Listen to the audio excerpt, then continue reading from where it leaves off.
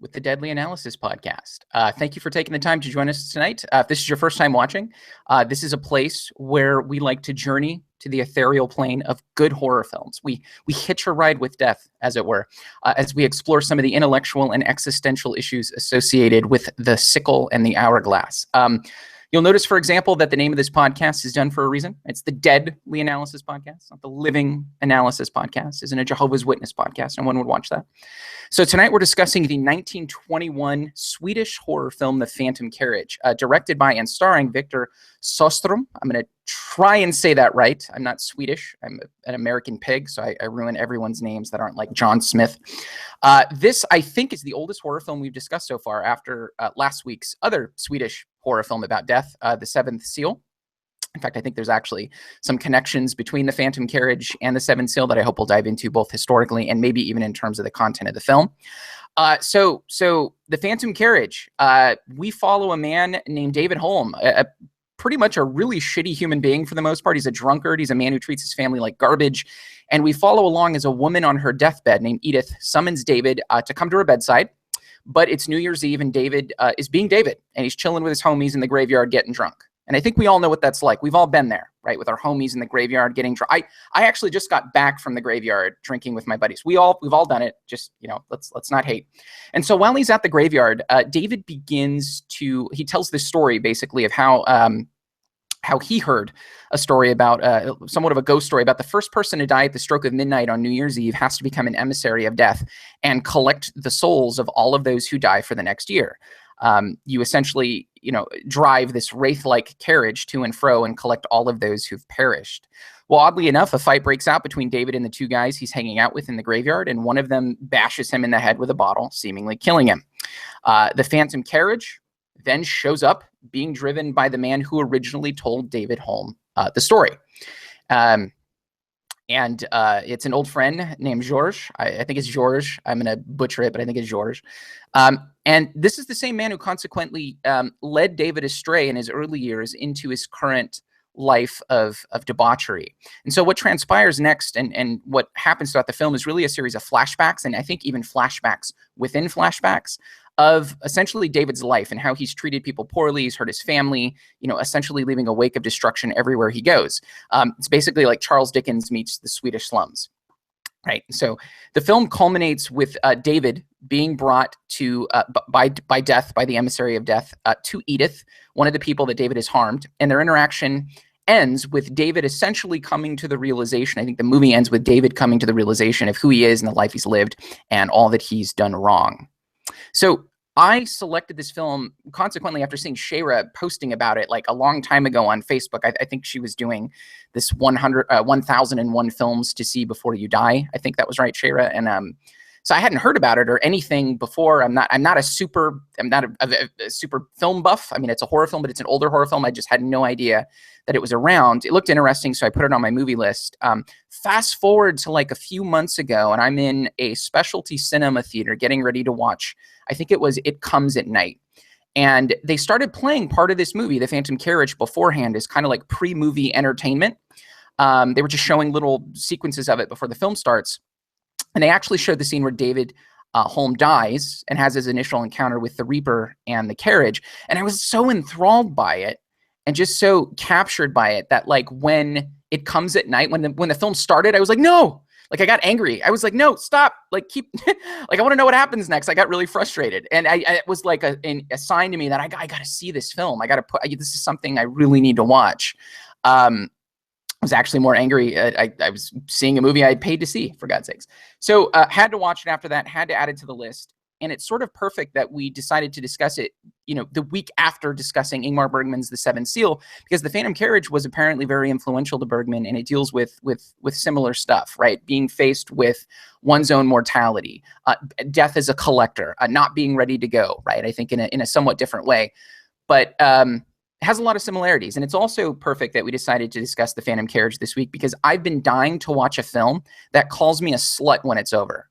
You know what I mean? Like I don't even care that the Swedish film for End and like Final is slut. I've just been looking for a movie that understands me to that degree. and this film had that. So with that said, I actually want to throw this over to Shayra first, since she's sort of the one who like brought me into this film and kind of got me interested in it. Shayra, was it the 1001 films that you need to see before you die that was on this list? And what did you think of the Phantom Carriage? Yeah, so it is on the 1001 films to see before you die, and I sat down with one of my friends to watch it. I was like, oh, I'm doing this project. I think it'll be really important for my understanding of film to just watch all of these movies that have made a big dent in film language and how we tell stories in that way. So we sit down to watch it, and the interesting thing that first came to my mind when I'm watching it is that the soundtrack was so haunting and so, it fucked with my head. Like, it really messed with what was going on in my head, and I was like, this is interesting. So I start looking into what the soundtrack, how that came to be. That was not the original soundtrack. It's actually a more recent soundtrack that they added to the film, and I really believe that's what made this film really stand out to me. But on top of that, there were so many special effects that they brought to the forefront of this film that we use today. The flashbacks on top of flashbacks, like Inception flashbacks, but also the different effects they used for making the ghosts and the spirits were very, very innovative for its time. So we really have to hand it to this film for the creep fest that it was. And also, you know, there's all these shout outs to it from all these other horror people, but the one that really stood out to me, and my friend Jeremy and I, we stood at our feet and we were like, oh my gosh, was when he's taken the axe to the door, and we were like, it's The Shining, it's The Shining. And we were like giving each other high fives like it was the most amazing thing we discovered. So it's just one of those films that we know created what we have today when it comes to horror, and knowing that that exists and then being able to experience it was so, it's just was important for my horror love, you know. So I kept writing about it, and I'm at 263 or 264 films now in. This is still at the very, very top of my list of the films that I've watched. Obviously, there's movies that I've watched on the list that have always been favorites of mine, but this one, out of all the ones that I've never heard of or seen, this is number one. It's fantastic, and yeah, that's why I was telling you guys, you got to see this. It's great. Yeah, I mean, it's so cinematically speaking. Can you imagine? I mean, this is in the very early stages of cinema. Can you imagine seeing like the double and triple exposures? I got to imagine. I mean, it's like when I saw, and this is going to sound insane, but when I saw The Matrix the first time, I was sitting there going like, I have never seen anything like stop motion before in a film, and I was sitting there just like, how had no one thought of this before? I can only imagine being in the 20s, looking at a technique of like double, and I think they even use triple exposures, like creating that sort of ethereal atmosphere, right? That had it just probably tripped the shit out of most people that were watching that. It was able to provide like a visual correlate for death, like the spectral plane, right? It's got to be so wild to think about that. Definitely a very experimental film, I think. From a cinematic perspective, this was wild to watch almost 100 years later. Yeah, I totally agree. What did the rest of you guys think of the film? Hold on. I have a couple things, but I have a question about the soundtrack. Okay. I watch it on YouTube, obviously, and the music that was playing, Shayra, in the YouTube link, was the music that was playing the soundtrack that was later added, or was that something that the uploader did? So the soundtrack that originally was part of the film was not actually recorded in with the film. They had an orchestra playing while the theater was being presented. So there wasn't really a soundtrack that was put forth with the film. Later on, they, I think, added some kind of soundtrack. I don't know what it was. I never listened to it. But the stuff we heard, I believe, was made in 1998. I think is when they said they added the super creepy stuff. Yeah, that was like really like, it was like Sigur Rós like slowed down by like 12,000 times or something like that. I have a question, and forgive my ignorance on this, but it's something that's been bugging me. So they say that the death driver, for one night for them is 100 years on Earth. That's the war that we're told. So if he has to drive, if he has to drive around for one human year, That's like 2 seconds in his time. So what is? Do you understand the math? All right. It's the opposite. It's the opposite. I think it's the opposite. So one night, I think they said one night feels like 100 years. Is that? Am I wrong? Maybe That's maybe I that's missed. the way I took it too. Yeah. Yeah, I think it's the opposite, Jonah. So The way that kind of makes sense to me too is with the time dilation there. That's probably the only way that if there is this one driver that has to take care of everyone who dies on the planet, then I mean it's almost like Santa Claus, right? Like he has to have the time to do this. So Well, I know, but with these, I thought it was that he drives around for 1 year and 100 years passed on Earth. So you're saying I have that backwards? That 100 years for him is Yeah. So like one night for us feels like 100 years for him. Ah. So his whole year is way long. Like Look how depressed George looks, man. yeah, That's the dude who's been doing this. I understand. So I have to say that, and I have a confession to make. I watched the first 45 minutes of the movie last night, and I watched the second hour today, and it took me some time to get into it, but by the time I walked away from it, I liked it a lot more than when I began it. I didn't really I would probably need to watch it again. So I liked I wasn't really with the movie until the end, but the end kind of pissed me off a little bit. It did to me too. We'll get into that because I'm really curious how you guys think if this ended. Well, yeah, I don't want to jump ahead, but I do have some questions here for everyone. There is one thing I will say, in that this movie fails the Bechdel test before the Bechdel test was even a thing, because the whole thing of when, like, as bad as David was, the whole idea of he, like the women want him, and all, and like everything is about women wanting men. And I found that it's very sexist. They just did in 1921, it was just the norm, so you can't say it was sexist then. But by today's standards, this idea that women can't live without their men, and no matter how abusive they are, they still love him and love him. It's just an interesting. I mean, maybe I'm being a little too much of a feminist by saying this, but I feel that it's a little strange. Looking at it's a 100-year-old film. Yeah, and what the fuck? I know. Just from a 2017 perspective, I'm applying a 2017 lens to a 100-year-old film. Go ahead, Jim. And that's okay, because I applied a 2017 lens to Seven Seal last week. So it's certainly, I think feminism and looking at things through gender criticism is certainly allowable, even to a 1921 film. That said, I did think that the female character, the saintly woman, I forget what her name, Maria, am I right? Maria, yeah. Yep. Maria.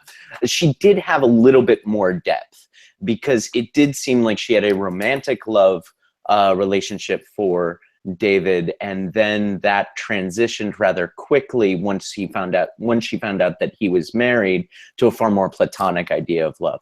So there was some depth, there was some character transitions. Overall, though, Jonah, I have to agree that that there was certainly some feminist themes in this film that are slightly troubling from a 2017 perspective.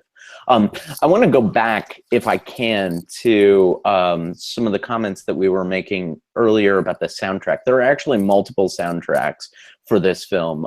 You can choose on the Criterion Collection DVD. You could actually choose the score that you want to accompany this film. When this was originally done, it was during the Movie Palace era, which was from 1915 to 1930. People would go into these incredibly ornate theaters, and there would be a live orchestra playing. And often for the silent films, the conductor would riff. In terms of the score that was accompanying the films, it sort of depended on which night you went to see which changes in the score the conductor may or may not have done on that day. Same thing today, in the sense that we can get multiple scores for this film. So I just wanted to sort of go back and sort of, as we're talking about the music, we'll probably never really know what it was like to be in 1921 Sweden watching this film for the first time, because those scores are unfortunately lost to time. But in the version that I watched and the score that Criterion chose for this, I have to agree with Shara. It was fantastic. Like it was a haunting score, and it was queued up perfectly with the images. There were times when the film was allowed to be silent and just breathe for a little bit, and then there were times when it was incredibly intrusive and shaking violins, and I enjoyed that part of the film. But so yeah, I just wanted to interject that little bit as well. So. Yeah, I think mine was from the Criterion Collection, and I had thought that one of the soundtracks was actually more recent, like from 2007, I think. And I think that's the one that I listened to. This is really interesting because now I don't know if it's the same one that you guys listened to. It was well done. The one I listened to was fantastic. Same sort of things that you were talking about, Jim. It was very haunting, and it did have moments where it stopped, where it let the film breathe. And so maybe I thought that was one's amazing. the 2007 version, and there was also another one that came out in 1998. But I know that there's a lot of different ways to watch it. I've only watched it with the super creepy ambiance, like, as you said, Sugar Ross kind of sound to it. It's weird and it's awesome, and it makes you feel like prickles on the back of your neck. You're like, oh my gosh, I don't want to be in this place. I wish like we could take someone from like 1921 and like bring them to today and go, look, 100 years from now, you can watch the same film and choose the sort of soundtrack you want to hear. Like that would be so wild. I don't know. That's just so cool to think like we watched the same film people were watching 100 years ago, but we were able to go, oh, let's go with the 2007 soundtrack. Nah, I listened to that before. Let's go back. Let's go to the 90s. Let's use that one. That's so wild. This is from IMDb. On April 15th, 2005, the Norwegian heavy psychedelic rock band We made a live soundtrack to the film while screening it in the atrium at Really Long Word. They wore cloaks, and the vocalist, Thomas Felberg, sang/wailed the written passages in between the scenes. So that must have been an interesting experience. I was a while ago, not that long ago, but long enough ago that I can say a while ago, the idea for audio descriptions for the visually impaired came out for movies, where they would describe what's going on in a scene rather than just being able to hear it, they describe to you what's happening. And it occurred to me that would apply really well to silent films, to have somebody read the title cards, and you can even do it in different languages, because watching a silent film takes a lot of energy. You can't look away, and I have really bad ADD, so it was a challenge for me. And I'm not saying I wasn't watching the film, but being able like to look at my phone or something and have somebody read what the title card is saying would be interesting. And it turns out there was a company that did that called like Talkaflix, or was a strange dumb name, and they're out of business now, but they were trying to do that. But I think that's like having audio subtitles would be a really important accessibility feature for one, not just for viewers like you or I, but subtitles are there for a reason, to help the hearing impaired, and so they need to have a visual component that's an analog to that. Yeah, I would love to have some movies do that, because part of the 1001 films to see before you die, I went through about 40 or 50 silent films, and there were times where I went cross-eyed. I was like, I don't know what the hell's happening. I have to rewind. But when you're trying to read and look at the amazing visuals of something, your eyes are going up and down, and it's very confusing. I at least appreciate with Phantom Carriage, they have a card and then the visuals, and then a card and then the visuals. But others, they'll have like some of the writing on the actual visuals, and then you're just confused and your eyes are everywhere. And so I guess it depends on how they do it. But yeah, it would be nice if we could just have someone read it. But I've seen some people try to do stuff like that, and it comes across really cheesy. So I think they just need people that can actually perform it well and actually take it serious to make it work. I might actually have to, I might have to totally disagree with that, really. I appreciate especially the direction you're going with accessibility and having some sound there and some interpretation. I totally get that. But the experience of this for me was totally divorced from the soundtrack itself. It was nice to have the ambiance.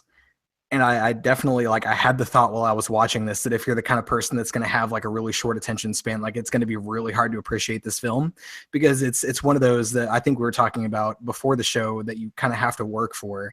You've really got to put the time in and the attention in, and you've really got to just sit there and absorb it. I almost thought about it like a book. And I don't think we all probably really appreciate a good horror novel. But you wouldn't expect there to be a soundtrack for that. You don't really ask for kind of like an audio company. I guess there are audiobooks, but there's a component there where if you're just reading this yourself, your imagination has that freedom to kind of fill in some of the blanks or some of the details that you're not getting either from the visual aid or from the ease of having someone read it to you. Now, I might be a little bit biased because I watch a lot of anime and I'm used to reading subtitles, so that totally wasn't an issue for me whatsoever. But a lot of the reason I appreciated this was because it felt very sort of novel-like. Like, it's closer to being a book and that aspect to me than any other film that I've ever seen. Okay, I'm going to disagree with you there, because when you're reading a book, no matter what, I don't care if you're reading a academic paper or you're reading a novel, you're, at least for me, there's like an internal monologue that becomes the audio track, and I start visualizing what I'm reading. And I don't realize that I'm looking at words on a page. Like, it's just everything just like takes shape, and it's like I'm on autopilot. But when you're watching a silent movie, you are given the visual and audio component, and you're just basically, it's like having somebody read to you in a way. And that's have somebody read to you, it's a very different experience, because then your mind starts wandering and have this disconnect. You don't have the relationship of holding the paper, and holding the book in your hand. So having that on screen is like having somebody read to you. And so it's very easy to get distracted and then have your mind wander. So I would say that reading gives you an experience, an auditory and visual experience that a silent film robs you of, if that makes sense. If I could sort of defend silent film for a second here, I mean, in my sense, like, and in the sense of, many of my favorite filmmakers, film is a visual medium. It's a medium in which, like, the soundtrack, the dialogue, according to David Mamet, a perfect movie has no dialogue whatsoever and no soundtrack whatsoever and tells the story only with images. And in terms of silent film is actually the closest that we're going to get to that type of thing. Now, I agree with Ben in terms of the accessibility thing, and I understand your point of view, Jonah. But I mean, I've got some of my favorite, well, I wouldn't say my favorite movie, but certainly in the top 100 or top 1001 to see before I die are films like College, Modern Times, not D.W. Griffith, because he's a racist and we all hate him. But like, he did do beautiful storytelling, and that is why we still appreciate him, even though we know that the KKK is evil. We can watch what he did to piece together a story and go, I know what's happening here. I could tell the story just by looking at it and not need any kind of words. And I agree with you on that. Like, I totally agree that it's a visual. But there were times when I watched some of these films and I was like, that title card was completely unnecessary and distracting. So I guess it depends on the film. But that's actually where I'd like to sort of critique the Phantom Carriage, because there were a few title cards that I thought were unnecessary. I thought you could have done some of those things visually. There's this great scene in the Richard Attenborough biopic of Chaplin, where he's trying to figure out how to do something not using a title card, and he's racking his brain, because according to Chaplin and according to a lot of the early auteurs of silent film, was that the more title cards you use, the worse your movie is. And that's something that I thought when I was watching Phantom Carriage, rewatching it again today, I felt that there were times when there's one title card in specific that I can remember where it's something like she stayed up all night working on the coat. That's something you could have totally done very easily visually, and that's a wasted title card. So I think you and I, Shayra, are sort of on the same wavelength when it comes to silent film, and sort of the aesthetics of silent film.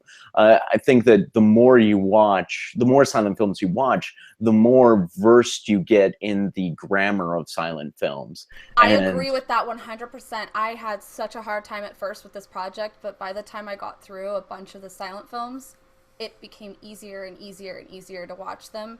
I feel like I've gained a new skill, like a skill point in my life from that experience, and I can also appreciate a lot of the later silent films that were at the end of the list of silent films. They actually got creative with how the title cards were used and how they would come across the screen and how the visuals were linked to the story. So it became even more creative and artistic near the end of its time. But yeah, it can be quite distracting if the title card is unnecessary. It becomes confusing. Sometimes they'll tell like a long story, like the beginning of Star Wars, where they have this long thing, and you're like, I can't pay attention any longer, like how much words are going to come on the screen. So, well, I had the same issue that Jonah had. So I actually missed a title card. I literally took the time. I made the mistake of thinking that I could pick up my phone and tag myself on Facebook watching this and pretending like I'm classy. So I did that, and I tagged myself, and I totally missed like a title card, and I missed a good amount of like the text. I was like, holy shit.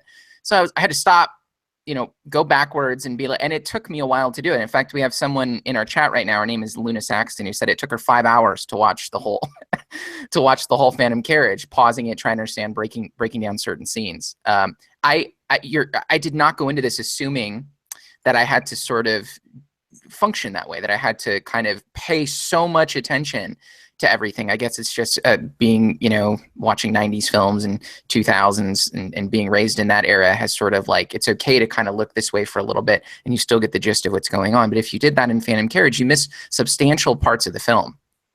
Potentially. I want to go back just real quick, just a little bit to what Jim said about silent films and how not having a soundtrack or dialogue. Are you familiar with the French filmmaker and animator Sylvain Chomet? No, I'm not. He's only done two films and a short film, and the short film's on YouTube. Triplets of Belleville, The Illusionist, not the one with Ed Norton. The animated film. I actually have seen both of those. No, I didn't recognize the. Yeah, go ahead. There's a short film called The Old Lady and the Pigeons, although the original title is in French. And except for the beginning of Old Lady and the Pigeons, where he has a little bit of dialogue to ridicule Americans, his movies only use music, and it uses color and body language to do the entire story. It transcends language. When people talk, it's gibberish. It's just going like boop, boop, boop, boop, boop, boop, boop, boop, boop. It's like Muppet talk, basically. It's just there so that you know that words are being exchanged, but it doesn't matter what language you are, and you know what's being said. It's like you offer someone people boo boo boo boo boo ooh boo boo, and then they just eat, like I'm offering you food. No, thank you. Are you sure? Okay, I'll take some. And it's beautiful because the way it's done is that it's through music, color, and body language that tells the entire story, and it's so wonderful and so lovely and original and rich, and dialogue would only cheapen it.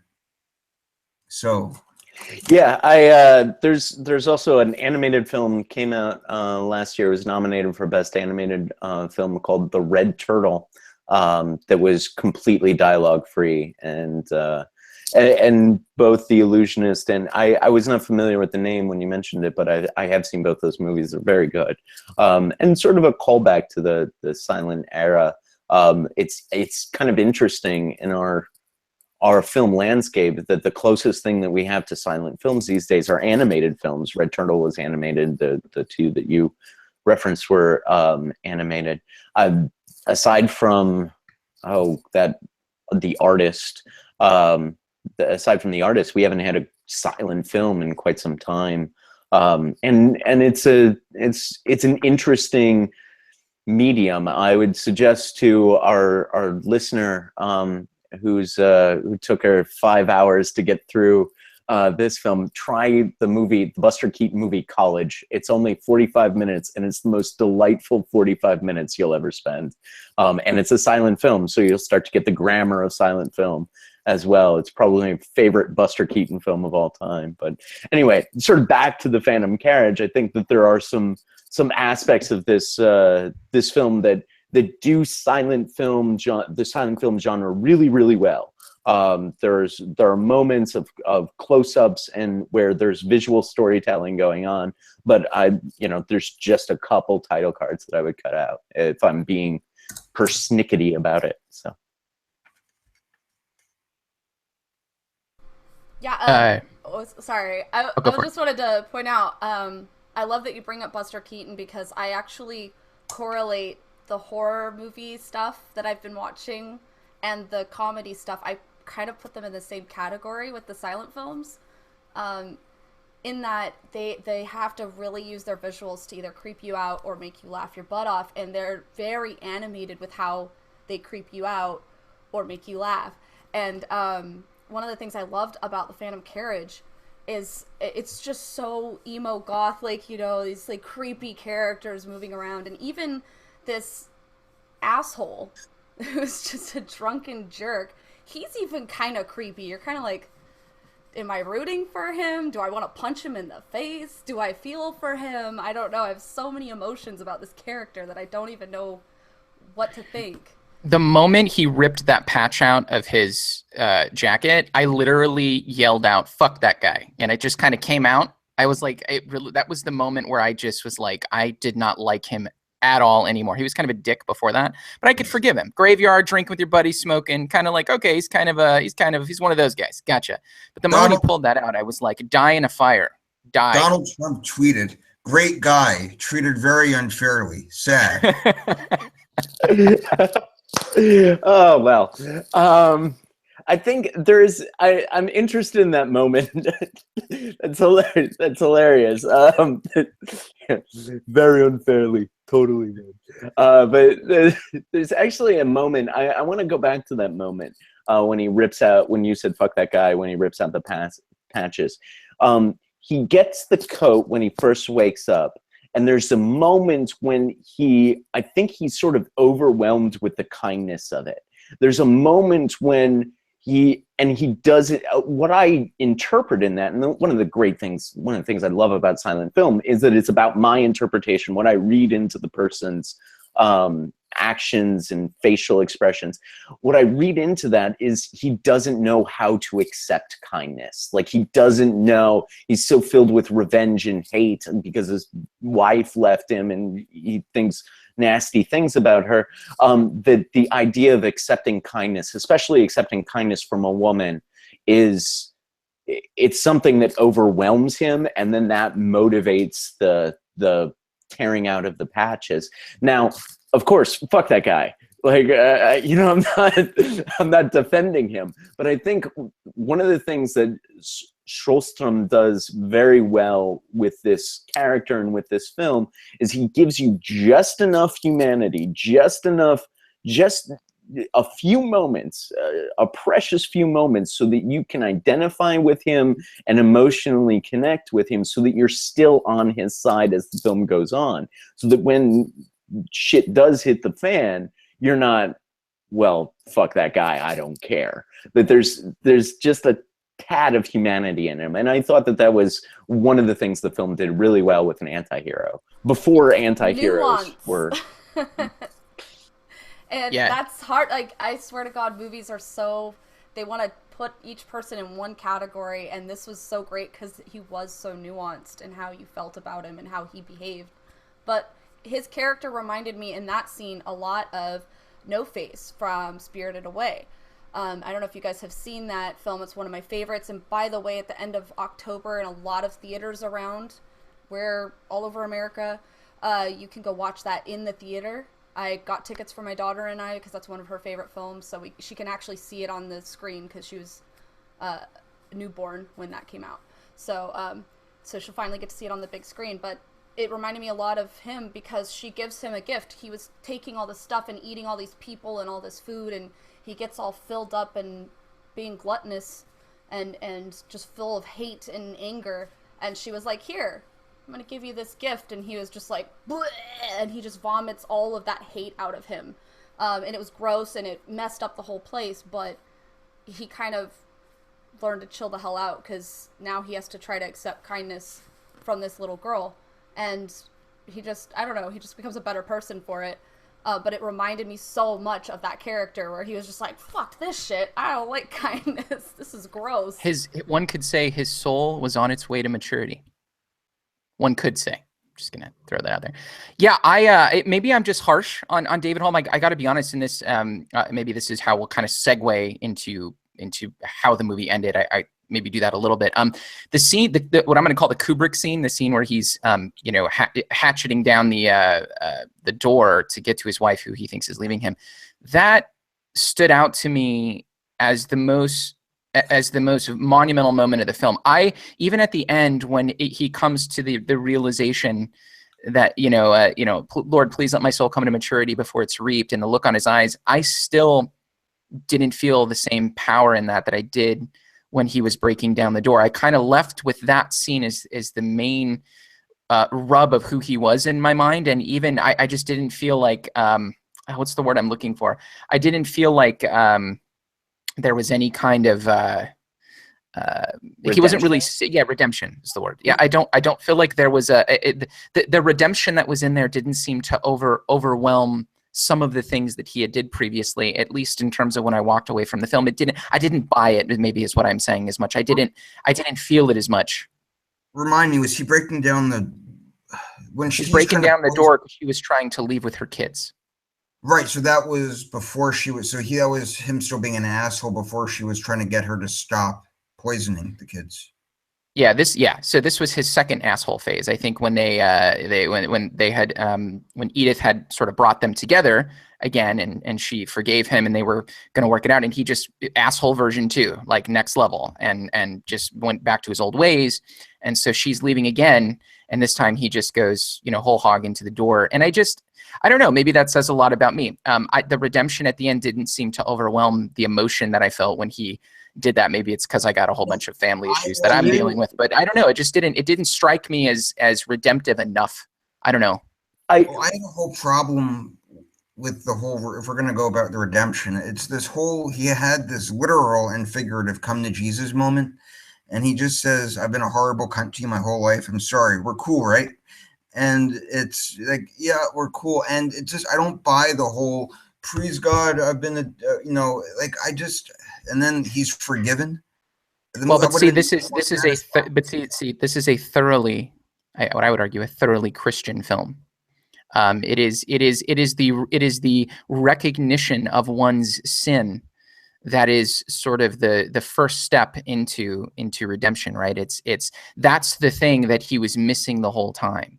Is he was missing that this is these are I'm a sinner. These are all things that are vices. I've given my life over to vice, and I think for the first time he saw in someone else virtue, and that virtue overwhelmed him with emotion. And I think that's where the film sort of wants you to stay. You got to think about this from the perspective of.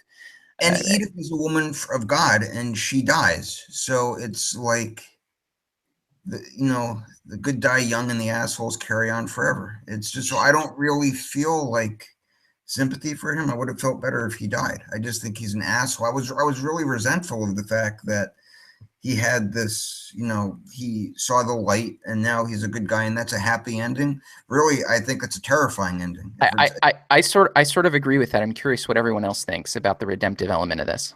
Yeah, I think it really depends on what you read into his motivations in that theme, or that scene rather. So yes, I mean he's got an axe or a hatchet or whatever. He's chopping down the door, and it's very terrifying.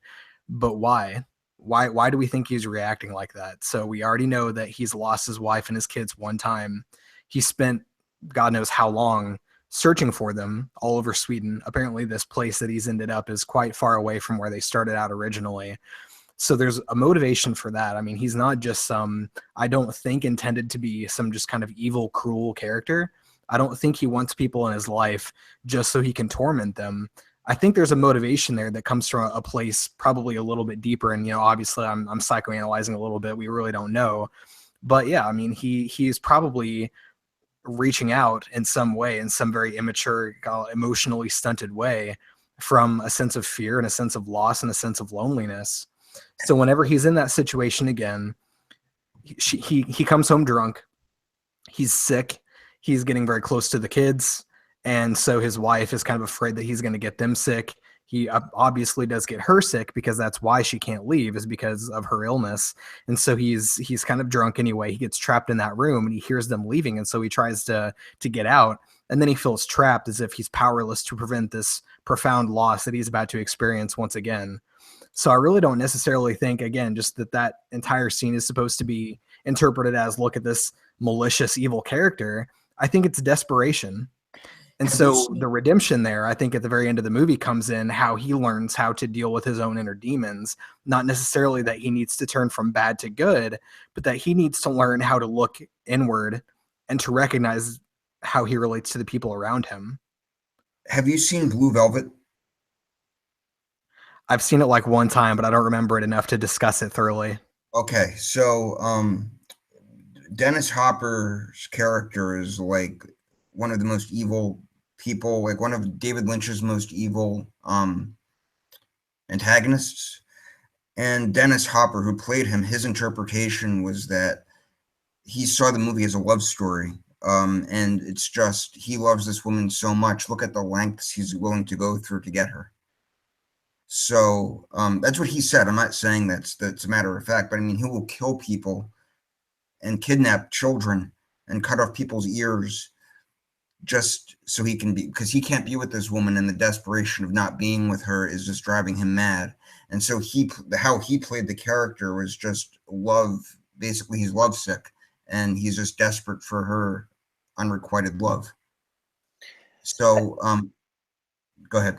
Yeah, I think that as an actor, personally as a former actor, that's exactly how you need to look at your character. Like, you can't dislike your character. You can't, you have to find the motivation for him. So I understand Hopper's defense of his character in that.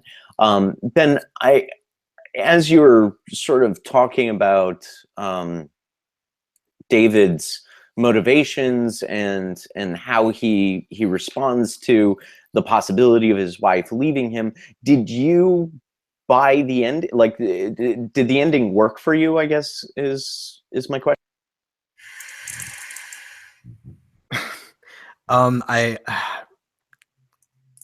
Did it work for me? Let me think about that for just a second. I think that I bought it just because I understand that what he went through is probably a quite profound experience. Let's say that, I mean, he was facing not only, okay, so he has died. That doesn't seem to have been his triggering point. So he's aware of his own death. He's aware of his own mortality, but then he's faced with the possibility of losing his wife and his children forever. And that seems to be what wakes him up, is that sort of permanent separation, as opposed to maybe a separation that he could do something about. I really think it taps into his fear, but in the most extreme way possible. So I think it's believable that he had a kind of like a wake up reaction. And obviously, like, the extent to which to really believe that experience, I guess, probably depends on how much you buy into the religious elements, maybe. But I think it's believable enough. I think in that moment, I'm not saying that it's profound enough for him that he would never go back and change again and have issues moving forward. But I think that experience and that scene in that moment is probably believable. Let me put it to you. Let me put the question to you this way. You're a Hollywood screenwriter, you're a script doctor, and the Victor Schulstrom gives you this script and says, give me notes on it, would you note the ending? Would you say, no, it would be better if he died? No, it would be better if blah, blah, blah. Would you change any of the frames of the ending? Or did it work for you the way it was written? I think the entire point of the movie probably would have been better served if he hadn't had an out. If that makes sense. Okay. Yeah, no, then I agree. Like, yeah. Right? Okay. Okay. Yeah. No. You're gonna die, fucker, and you're dead, bitch, and that's it.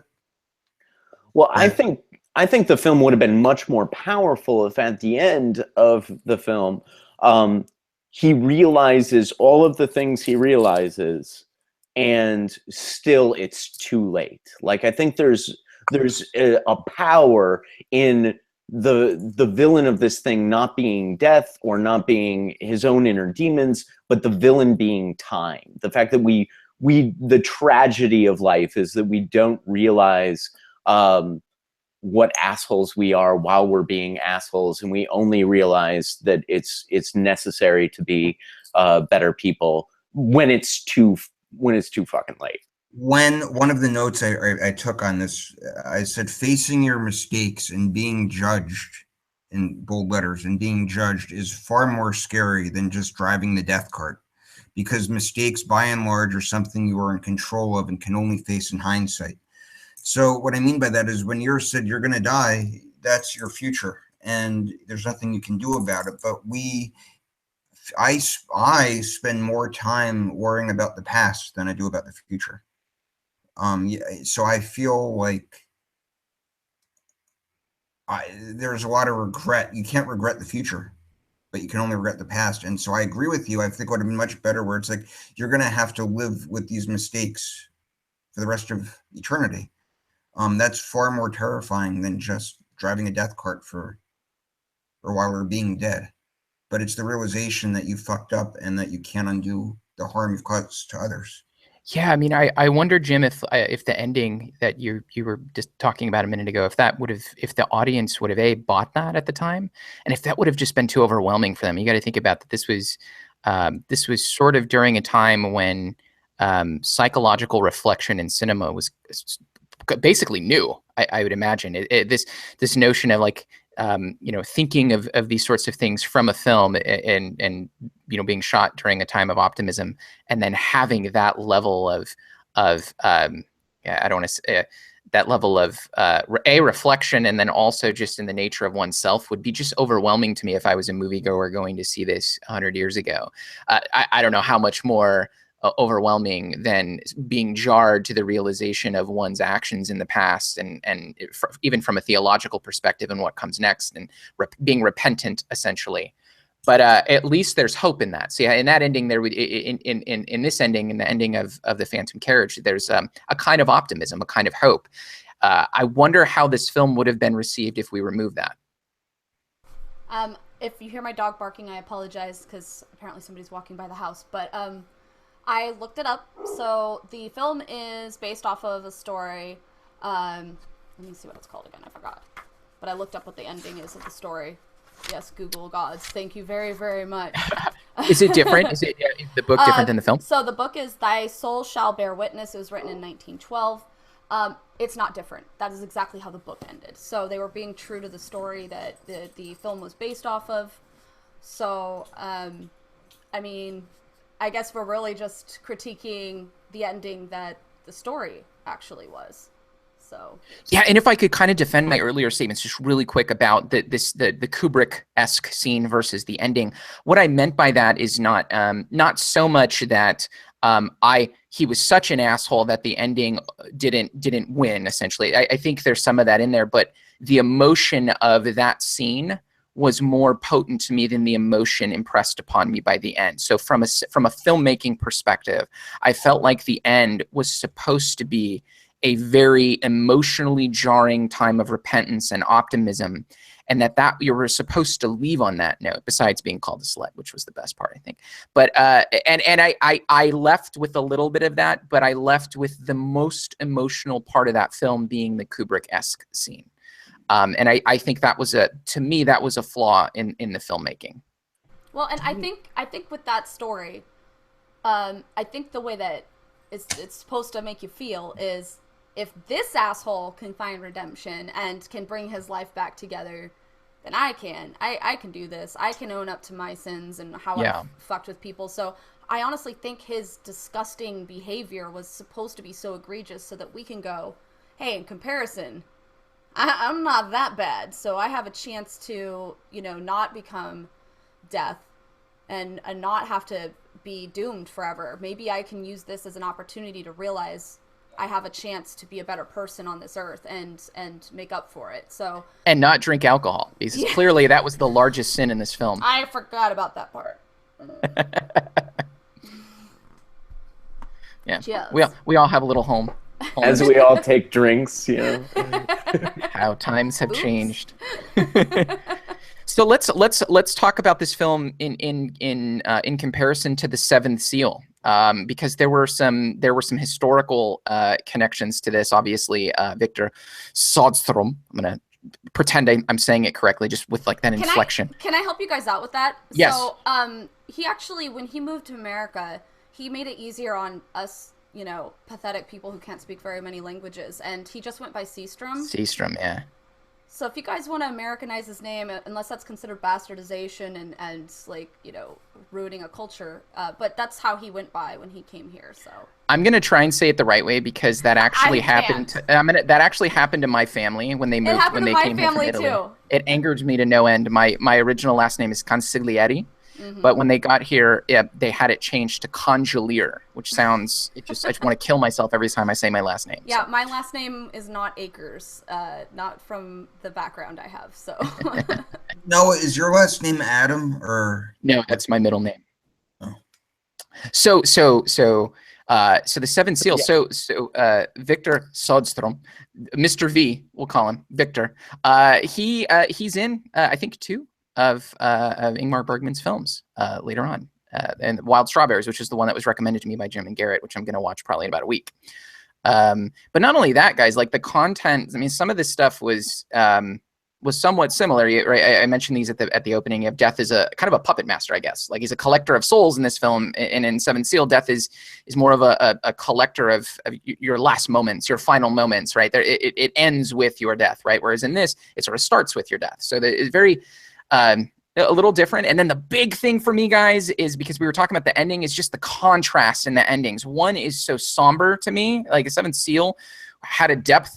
It was the opposite of hopeful in some ways. It left me feeling opened up, raw, right? And then in this one, it was hopeful. And I'm a fan of hope. I dig hope, but I think I got more out of like the somber sort of reflective nature of the Seventh Seal. I mean, you have, in a sense, like in this film, The Phantom Carriage, the weight of sins, like that is an issue, versus in the Seventh Seal, kind of just the weight of existence and not getting questions answered, and like, what is all this about? That sort of shit was more heavy for me in Ingmar Bergman's film, whereas this was so theologicized, which is not a word, but I'm going to pretend it is, that it was hard for me to. I feel like if you would have shown me Phantom Carriage when I was a Christian 10 years ago, I would have liked it a lot more, and I may have even liked it almost as much as Seventh Seal.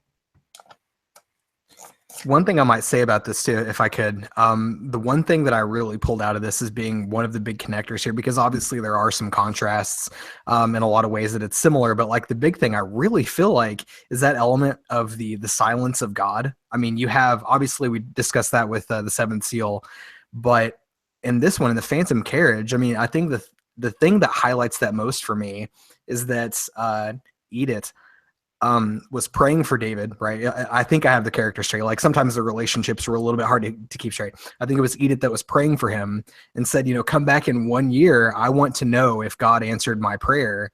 But clearly, skipping ahead 1 year, everything is much worse. Everything is much worse for everyone, primarily because of David, but there seems to have been no response.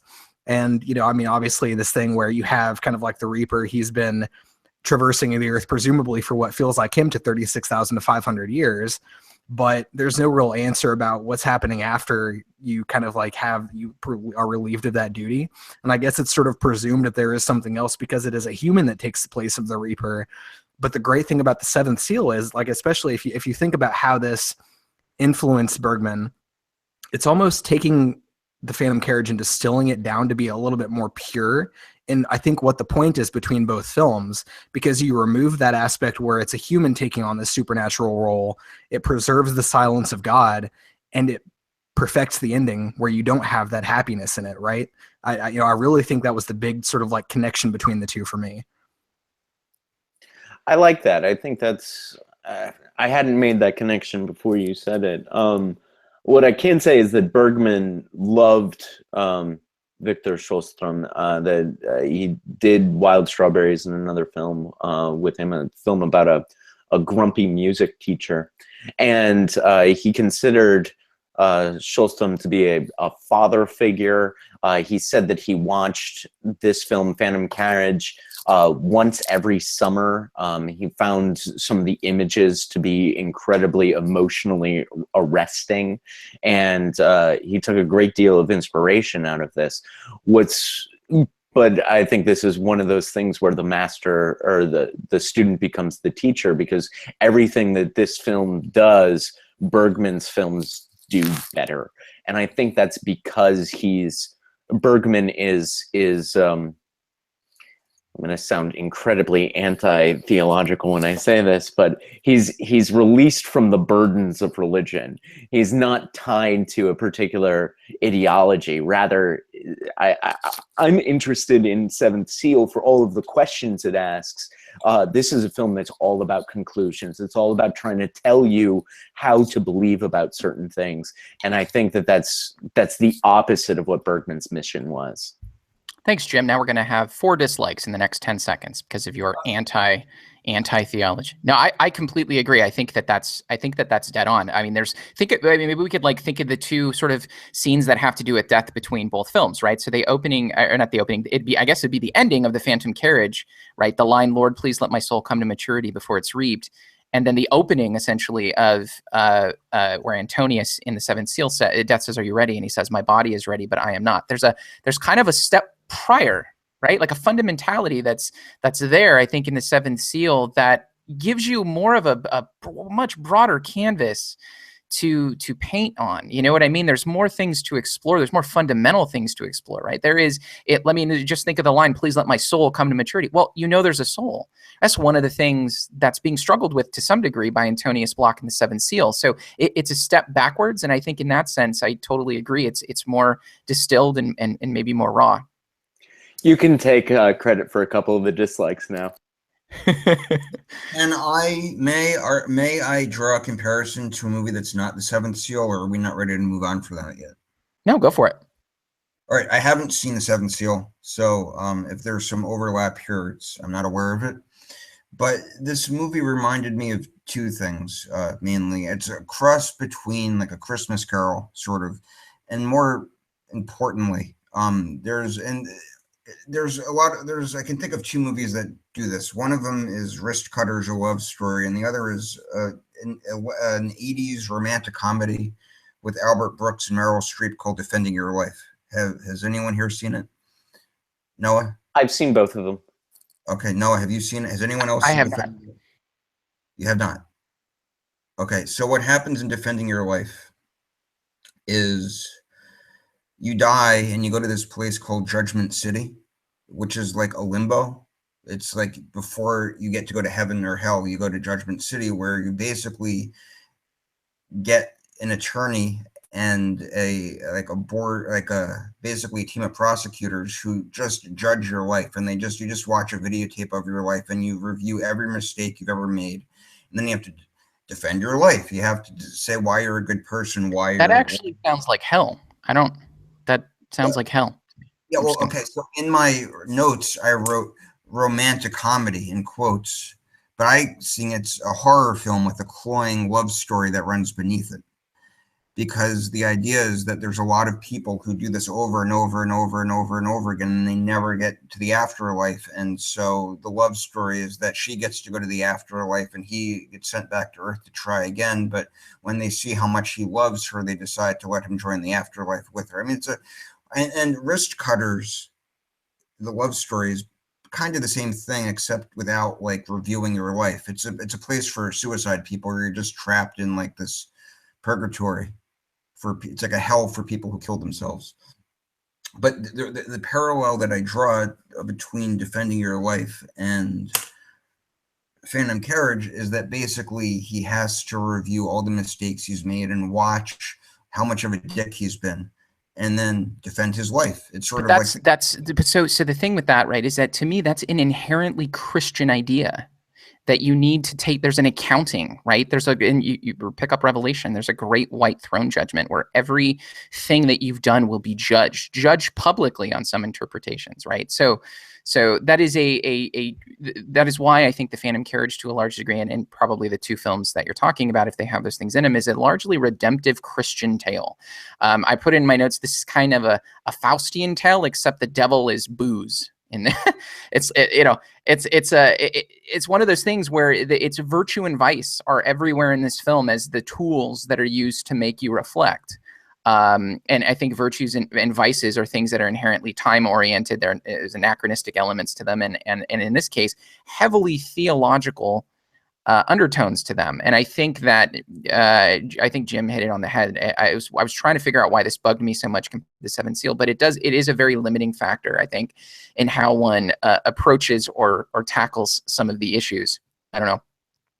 Also, the film had I put it in my notes, and maybe I'm the only one who thinks this. I kind of felt like there was a little bit of a sidetrack, but did anyone else film that the film kind of purveyed a negative view of urban existence? Like, there's one scene where I think George is making him reflect on how he took him sort of astray in his life, and it shows him with his family, like in the where is it, like in nature with his family, and he's got his life together, and then it juxtaposes that to like the slums and the bars that he's in, and I don't know. To me, it just kind of struck me as like there's some sort of urban existence was not a good thing in this film. I don't know. So it's the anti-Antichrist is how I'll call it. Go ahead, Jim. I was just going to say, in some of the earliest method acting, Victor Schulstrom went to live in the Stockholm slums in order to prepare for this role. So he tried to live the life of an urban bum as he was working on this. So sorry to interrupt, Shayra. Go ahead.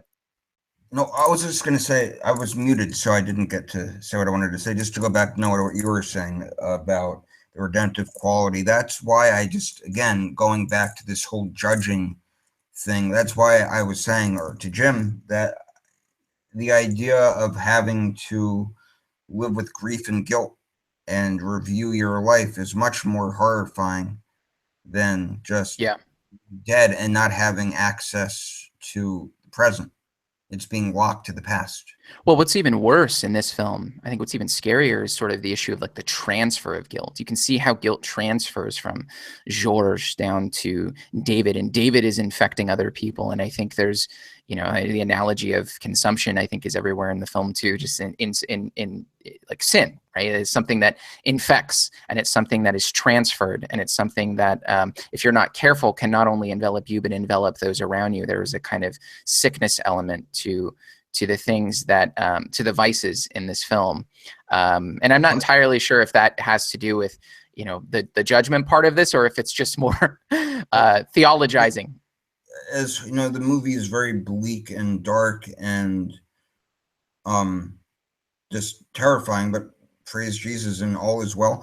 One of the things this is very off topic, but I don't know if you're aware of the website moviebarcode.com or no. Anyway, what it does is it takes movies and it compresses every frame down to the size of a pixel, and then you see what the whole movie looks like, a barcode, but it's every frame, and you get to see the entire color palette throughout the movie. And the person who does this has hundreds of movies in their catalog so far, and they add more every day.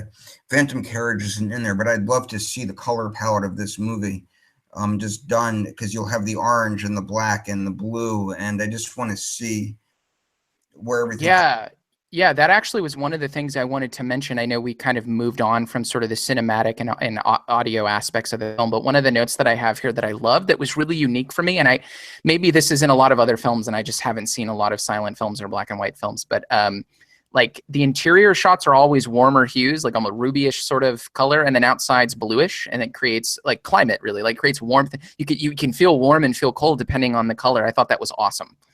There is a science behind it, and that is something that they used as a technique in silent film, and there are some really great YouTube videos that go into all the details of this that I can actually link on our Twitter page. So if everybody follows us on Twitter, I will make sure that we can link that video. But it's super important to understand that they actually purposely would color the film reels. They would color the scenes like yellow, gold, orange, and it would be a specific science to it. Like the blues would be for sadness, and the oranges and yellows would be for something warm and something that you would feel from, and reds would be from like rage and anger. So I posted the link to Movie Barcode in the thing. You should probably put that in the Tumblr or whatever, so that I'll put it in our notes. That's awesome.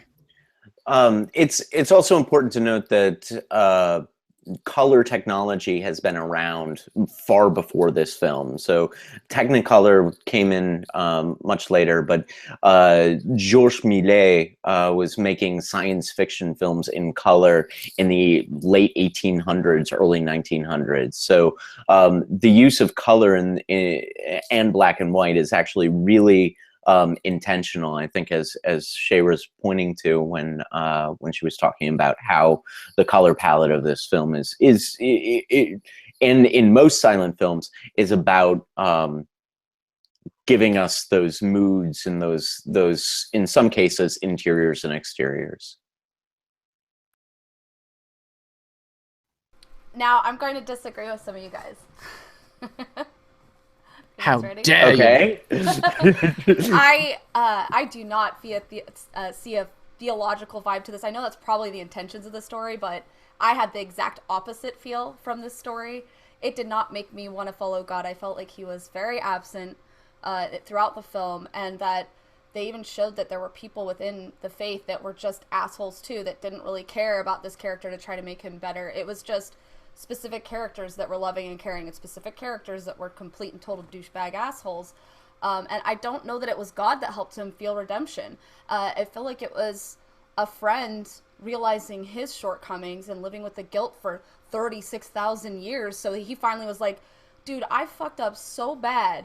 I cannot let my friend go down the same path as me, and I have to go in. And I see this all the time with people that have lived on the streets. They got into gang activity, they were selling drugs, they were doing all these horrible things, and then they come out and they're like, I fucked up and I don't want to see anybody else go down that path and have any of these bad things happen to them. And I feel like that's more so what the story was trying to tell us to do. And yes, there were all these vices and stuff, but I mean, it's an old school PSA of like, hey, try not to be a douche. And so I don't feel the religious aspects of it. Maybe that was just how I took it in and how I interpreted it. But it felt like it was just being like, bro, like I tried to warn you about this and I was right, and I should have even listened to my own advice, and I know that I had a voice inside of me telling me not to do this. I want to be that voice for you, and I want to help support you and show you how you can be a better person and not do this stuff anymore. And here's the consequences if you don't change now. Why 36,000 years? I'm sorry. I suck at math, so. That's how long it felt like for him to be death, essentially. Yeah, 100 is a day, 365 days in the year, 36,500. But yeah, I mean, I do have to disagree, Shayra. I understand what you're saying about God. And I think that Ben was right when he said that there was an absence of God in this thing. But I think the theology and the strictures of Christianity are very much present in this film. I think it's no mistake that the Good Samaritan, or the Salvation Army, the Salvation Army is a religious organization, and that she is explicitly praying for him. And that she becomes a catalyst toward his redemption. Now, I think you're right when you say that there's an absence of God, but I disagree, because I think that there isn't an absence of Christian theology in this film. And I think it basically toes the line in a lot of those theological arguments. I would I kind of agree with that. Obviously, the silence of God. Yes, I really get what Cher is saying about God not playing a huge part in this, but absolutely theology and religion play a huge part. But why is it that religion matters? Well, I think the utility of that in this movie is that being religious reminds you to think about death, and death is the ultimate vehicle to realize that there's something beyond yourself, something more important than going out and drinking with your buddies.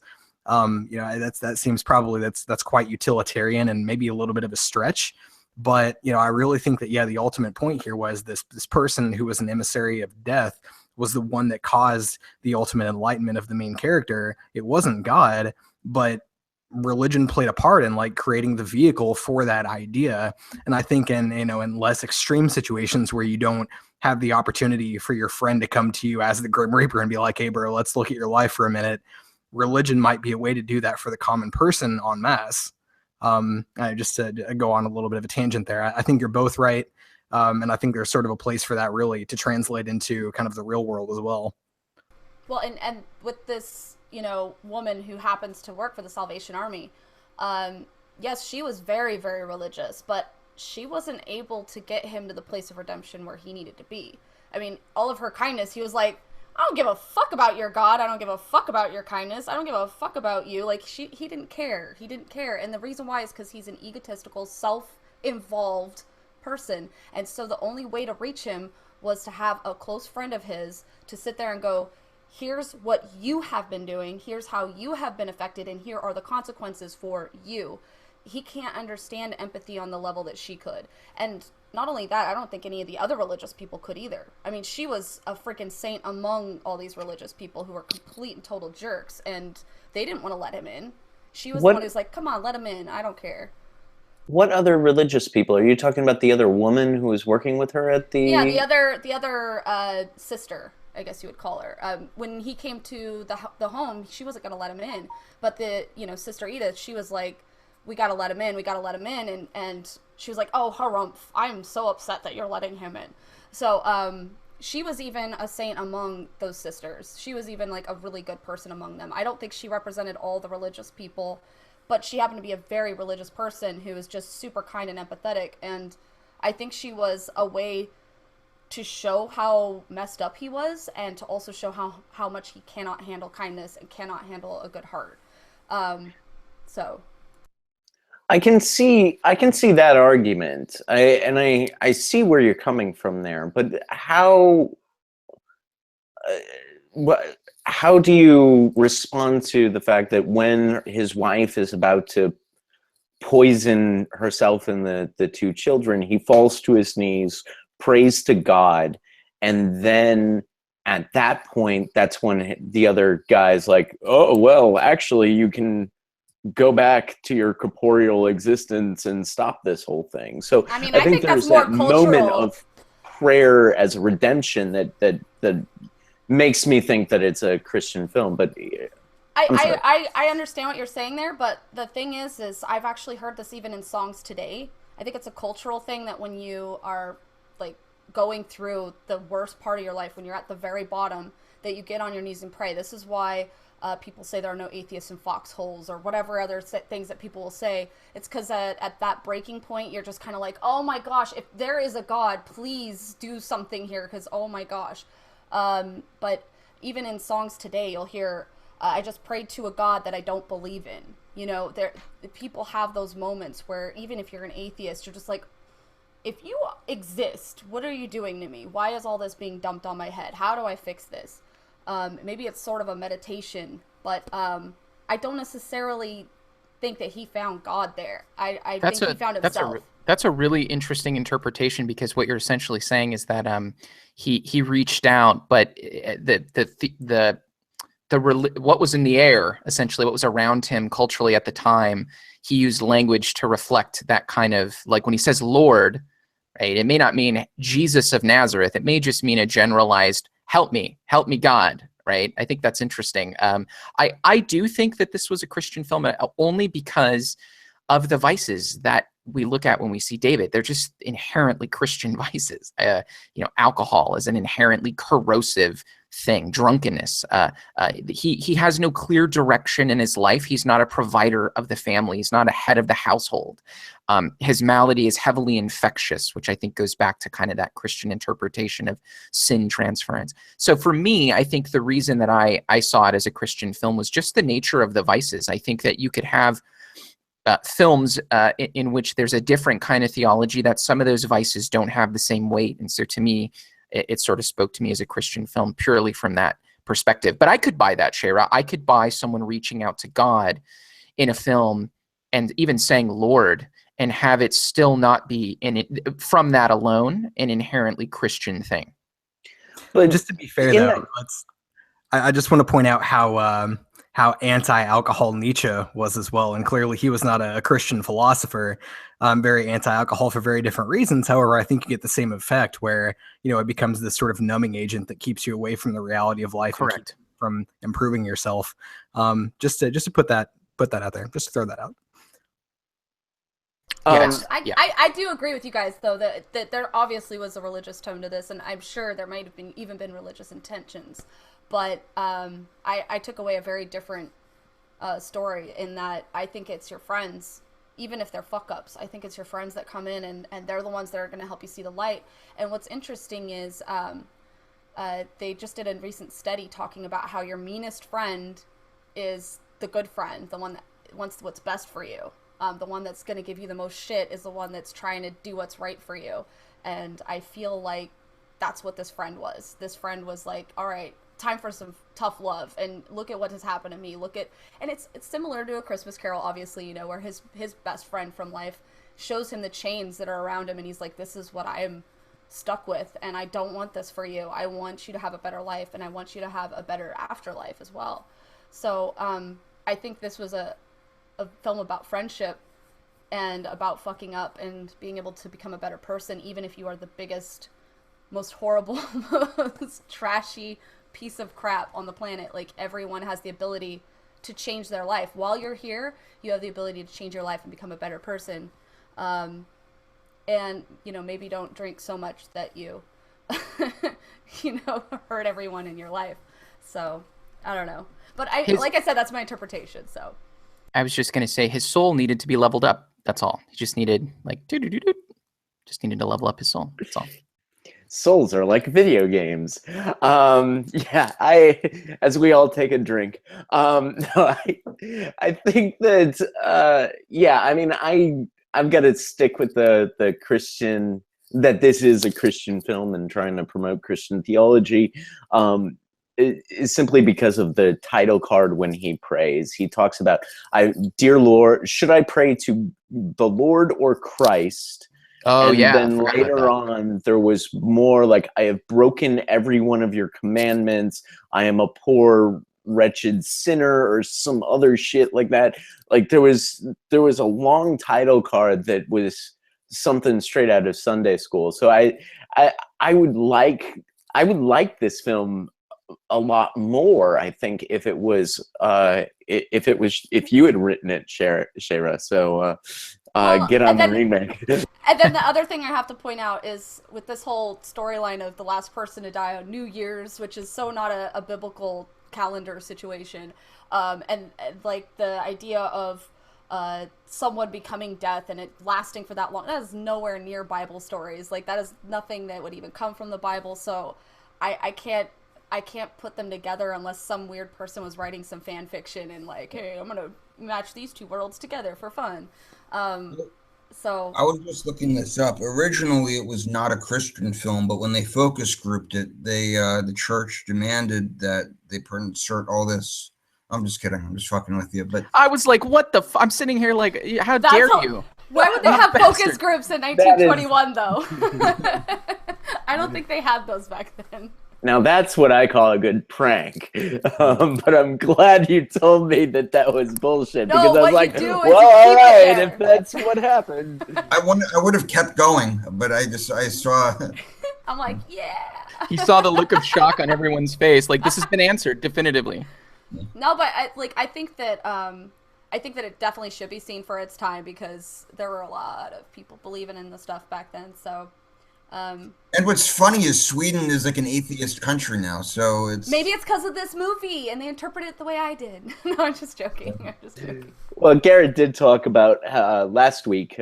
Garrett talked about how there was a move to atheism right before Seventh Seal came out, and the Seventh Seal is sort of a cultural emblem of a Swedish move from rather strict Christianity to a more atheistic point of view.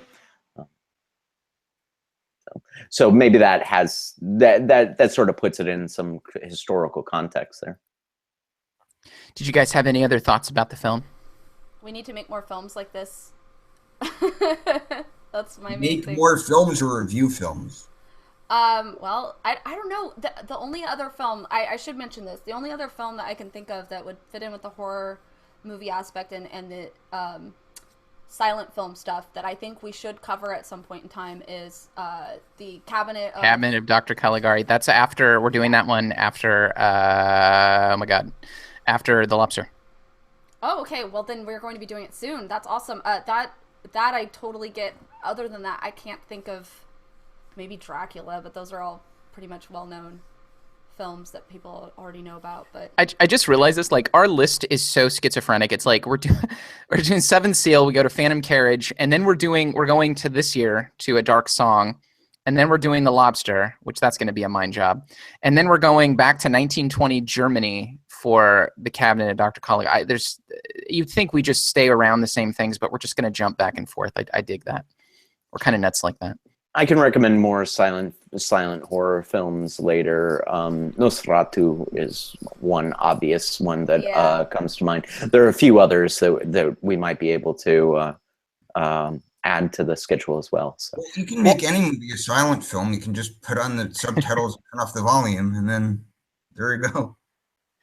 I'm glad that we did this only if for only other reason that I just like I learned that I had to earn silent films in a way I didn't before. I mean, I'd seen silent films before, but to actually sit and to know I'm going to talk about them later, right? To actually analyze them and to give myself to really focusing was a lot harder than I had expected in this film. And it has nothing to do with the film. The film was fantastic. It just had to do with, us and how we view cinema these days and what we expect and our mindsets. It was really interesting experiencing that while I was watching this movie. And I always wonder if like maybe part of my scoring or maybe some way that I viewed the film is tarnished by that. Do you know what I mean? Like you're so used to like fucking Michael Bay, everything's exploding sort of cinema that like to go back and watch this is somewhat difficult. I don't know. I really need to earn more of these silent films. That's what I've learned from this.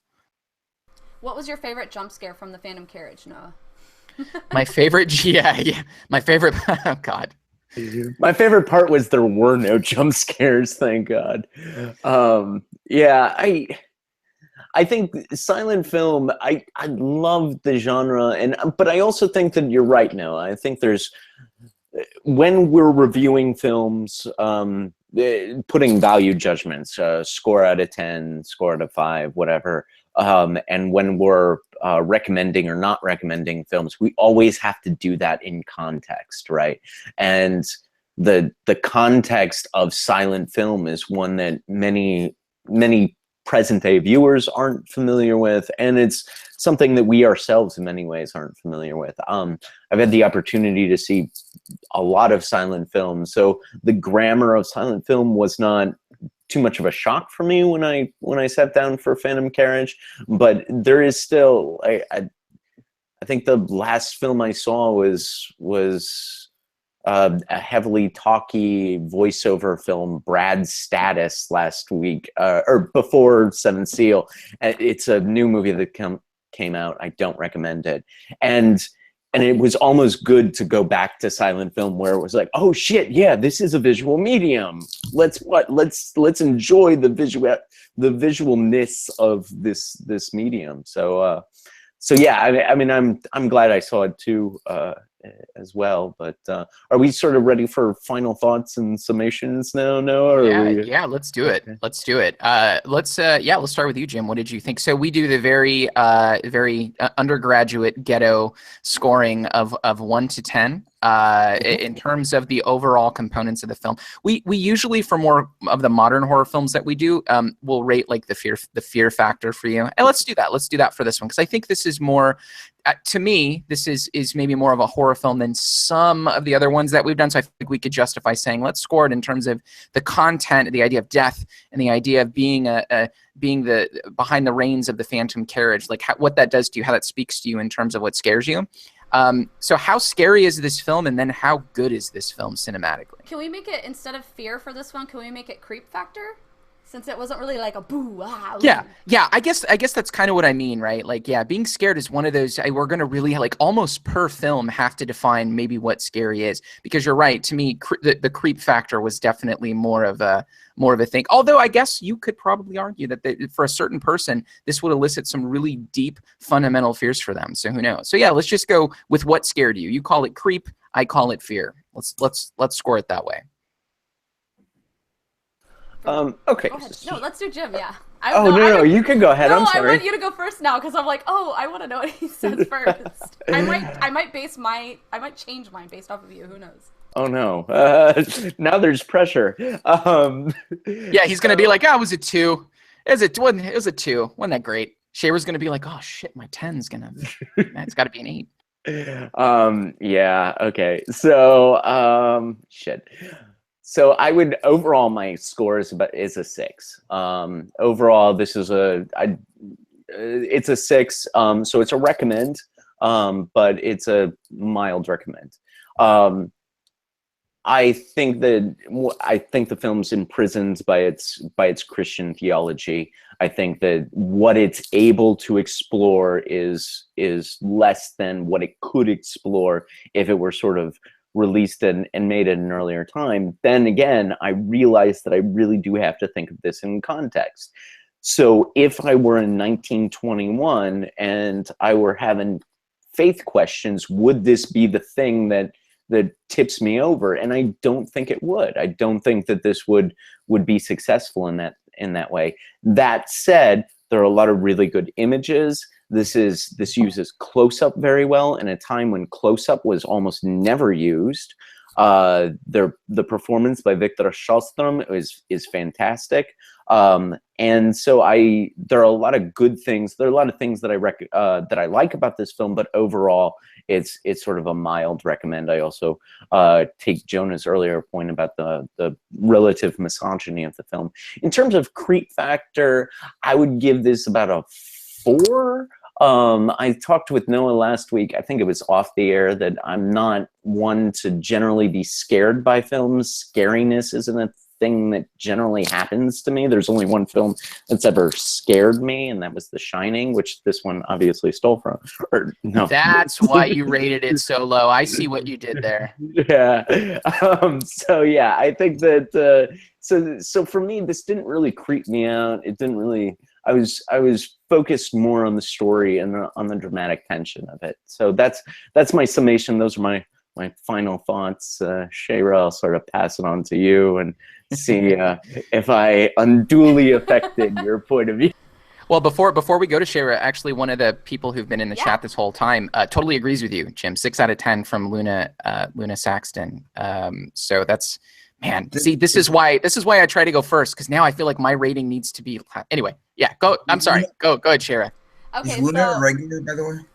She will be, because she's my friend, and she better come and watch our show regularly after. Whoa, this. That sounded like a threat, Luna. That sounded. Plus, she thinks I'm gorgeous, so I mean, she has to hang out with us more.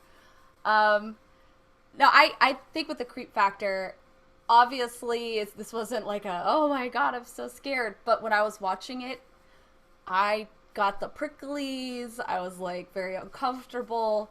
There were times where I was angry and I couldn't even feel fear because I was just pissed off at how horrible of a person he was.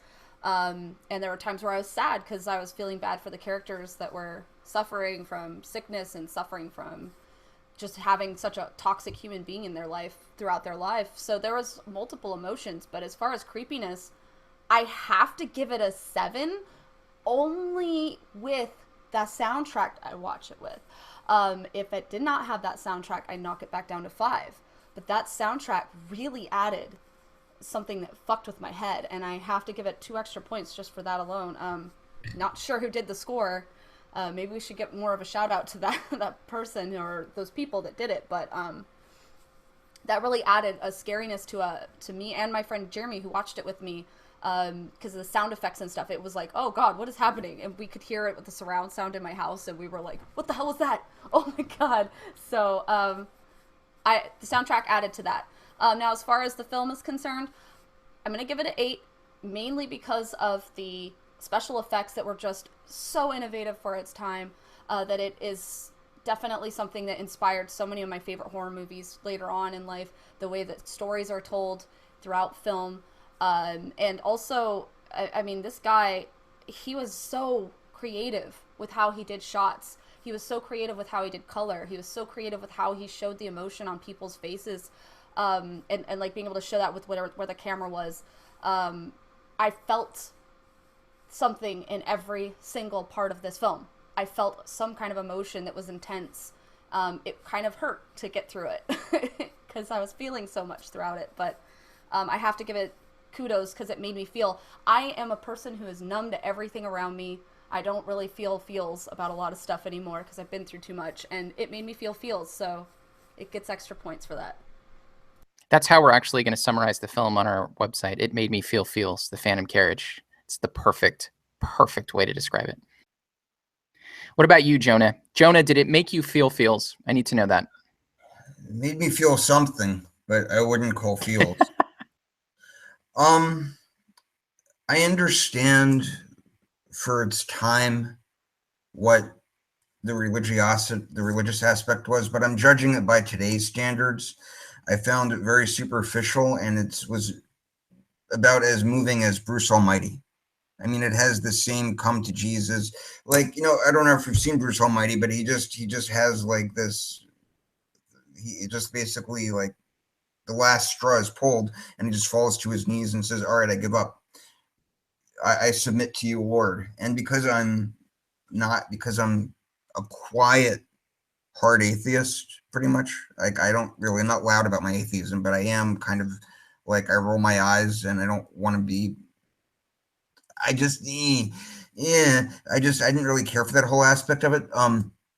In terms of scare or creepiness, I have to give a longer explanation for what creeped me out. And as I've said before, it's the ideas of having to go around. It's not collecting dead bodies that scares me, or being dead. It's the idea of living, like, if you, let's say, like, your afterlife is just sitting in guilt for eternity. I mean, that's a pretty thing. So that idea alone would probably be like a 9. But in the context of the movie, I'd say that the creep or scare level was like 2, maybe 3 if I'm being generous. I really wasn't moved by the film. I'm sorry. So overall, if I'm being generous again, I'll give it a 5.5. So redemption is one of those things in these films. The sort of Christian story of redemption is one of those things that really takes that away for you. That's what I'm saying.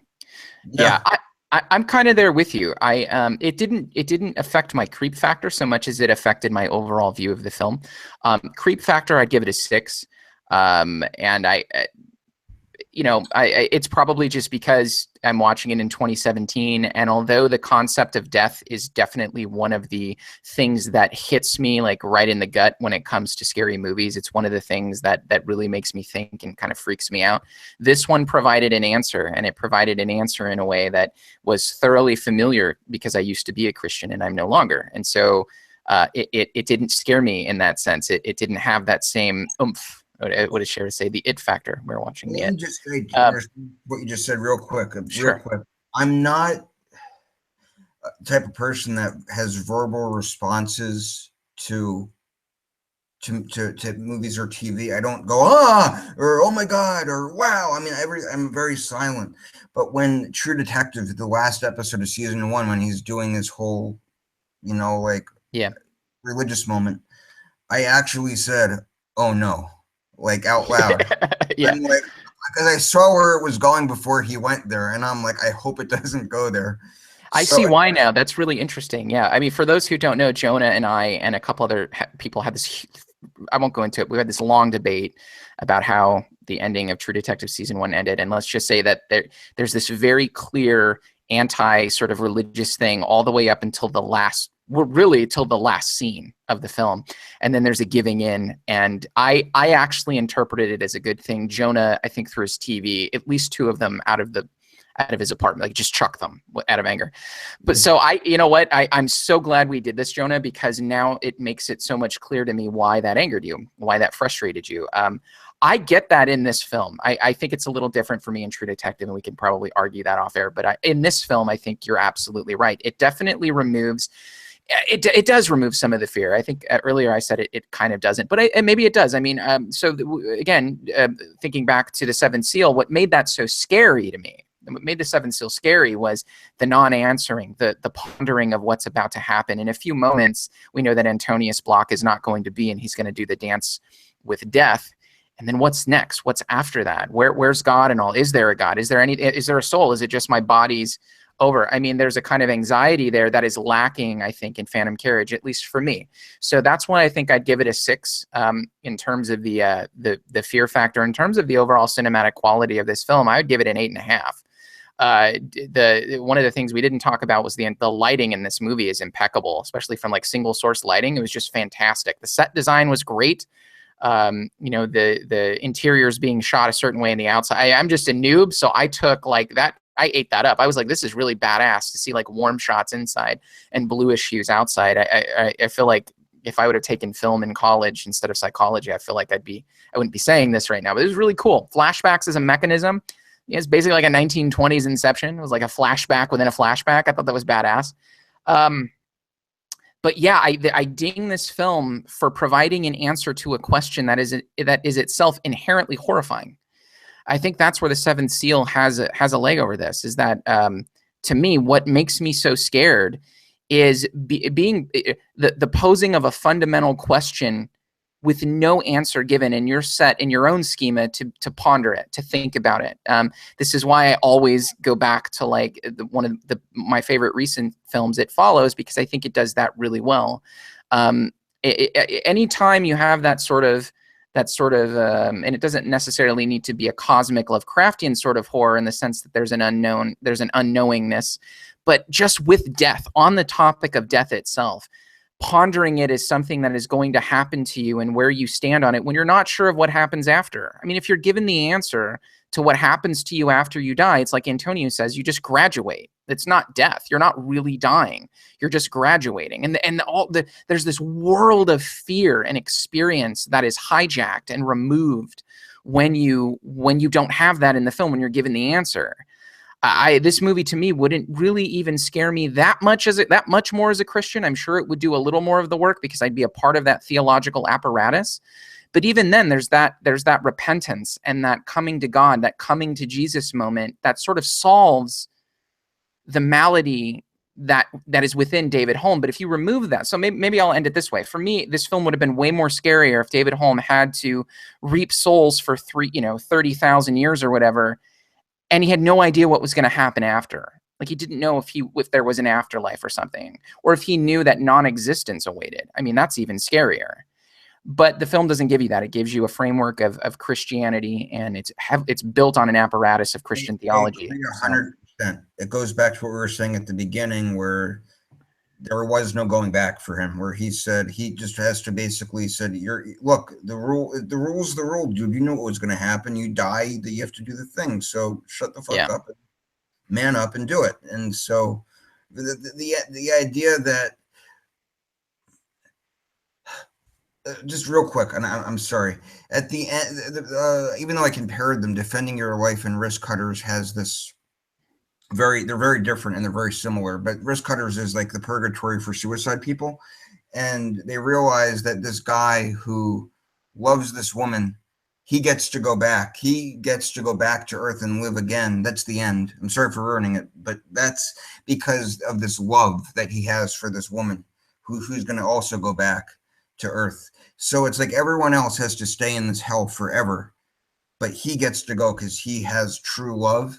And so it's because now that he's shown love to God, not to yeah, it's the reliance on an inherently Christian virtue that solves what is seemingly a deep problem.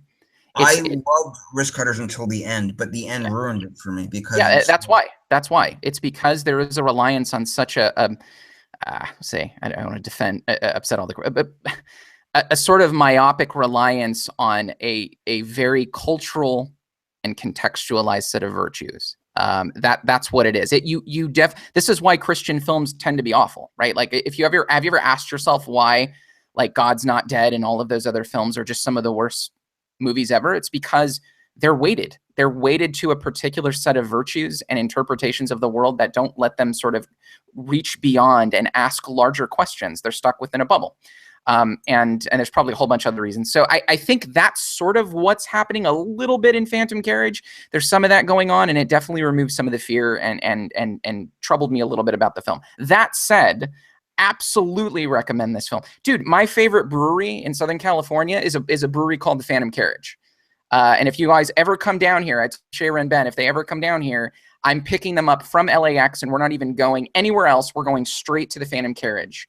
And they play black and white horror movies, and they have Ouija boards, and they have drinks like the Lugosi, and they're all named. They have some Phantom Carriage drinks. It's amazing. So anyway, just going to throw that out there. But yeah, Hey. I would recommend this film. I will definitely do that with you, and we should also think about the idea that maybe he just got knocked out, was drunk, and he just had a hallucination, and this is just all him just being a complete total. that would make it even worse. That would Yeah. I agree And with at Jonah. the end, it was all a dream. Woo! It really I just was. want to I want to interject real quick. Like at least, and no, I sort of want you to respond to this too. For me, there is not a direct correlation between if it's Christian, it is also a bad film. So God's Not Dead is not a bad film because it's Christian. It's bad film because it's a piece of shit. And I think so. I would bring up films like Les Miserables.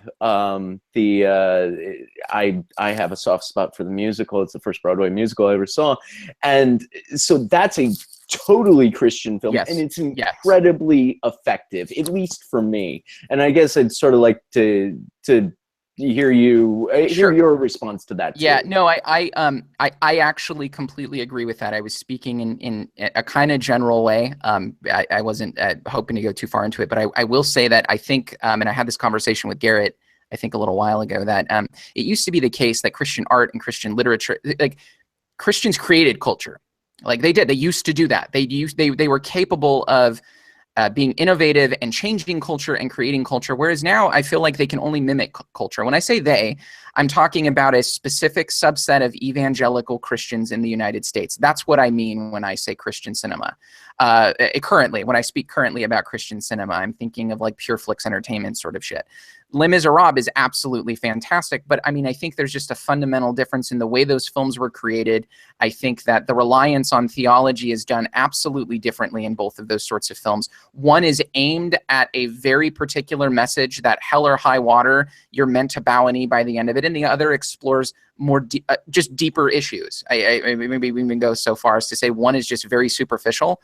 A subset of Christian movies are current ones are very superficial, and they're meant to theologize purposefully in a way that's, sort of like Phantom Carriage. I won't lie. But I think, so I guess my answer to that would be there are Christian films, if you consider like Les Miserables a Christian film, which I think you should, that are fantastic. I absolutely agree with that. And you're right. We should probably segment the idea that they're shitty films, not just because they're Christian, but current Christian films tend to have shitty elements. They tend to answer deep questions in very surface level ways. That's what I've noticed.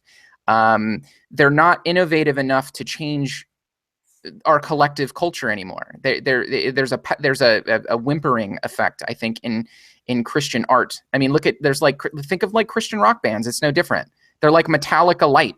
Do you know what I mean? Like we used to have these rock bands come to our church and they would play almost like Megadeth shit, like crazy. Rah, rah, rah. But then you'd hear like on my knee, Jesus, like, and you'd be like, okay, that I can't do that. Like, you're not scary to me anymore. I'm not feeling this.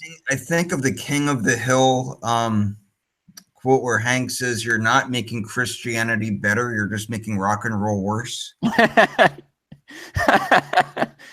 Yeah. I mean, this could get us into a much deeper issue that is actually, I think, worth exploring. Why maybe modern Christian films are so bad. But I think that put it this way, Jim: the further back you go in Christian cinema history, almost without a doubt, the better films you get. The farther back you go, to me. And I think there's a reason for that. I think there's a cultural reason for that. But I hope that answers your question a little bit. Yeah, it certainly does. And I also sort of wanted to bracket the idea of whether or not something is bad because it's like, that's not what we're saying. We probably ought to clarify that, and then we can get those 4 dislikes turned into like. Jonah was like, nope, they're bad because they're Christian. It's science. It's science. Can't argue with it.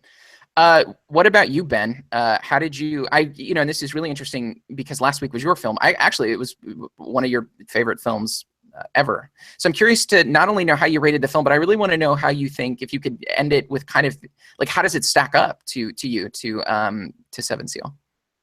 Yeah, sure. Just to make that a little bit of a stronger claim, I wouldn't say that it's one of. It is the favorite. It is my absolute favorite. Whoa, got it. The film I've ever seen. Yes, it is my 10 out of 10 in terms of horror, but also the one piece of art that's given me the strongest internal experience that I've ever had out of any piece of art. So we'll talk about this film just a bit, and I'll try not to blather on a little bit too long. But I want to just speak for a moment about what we were talking about earlier about maybe contextualizing what fear means per film.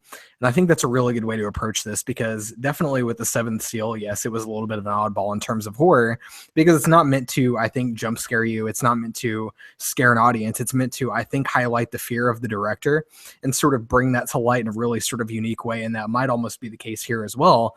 And that's probably why it was so important and so influential to Bergman. In terms of the overall point of this movie, I think it was really great. And because of that sort of element of it just highlighting a fear as opposed to trying to scare me or like force a fear on me, I think it was really good in that aspect. I'm going to rate it quite high.